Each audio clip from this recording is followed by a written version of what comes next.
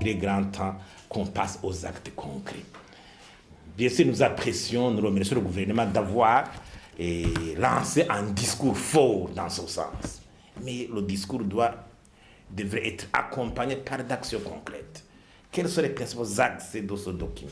D'abord, il y a des actions de prévention. Même partout, la gestion de la bonne gouvernance se centre sur les actions de prévention. Premier, par exemple, c'est la déclaration des biens. Le gouvernement, les autorités doivent déclarer leurs biens. C'est la loi qui les impose. La Constitution, en son article 95, est claire. La loi anticorruption, en son article 29, elle est claire.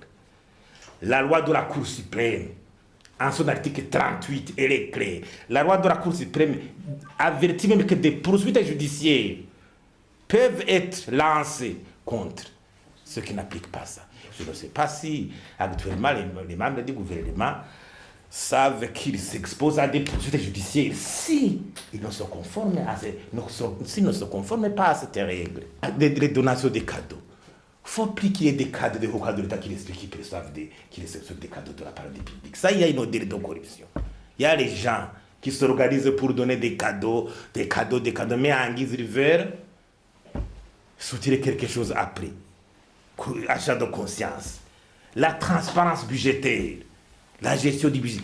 Généraliser l'audit du budget de l'État. Dans les rapports post-exercice budgétaire. Il n'y a pas d'audit réel sur la façon dont l'argent du contribuable a été utilisé dans tel ou tel autre service de l'État.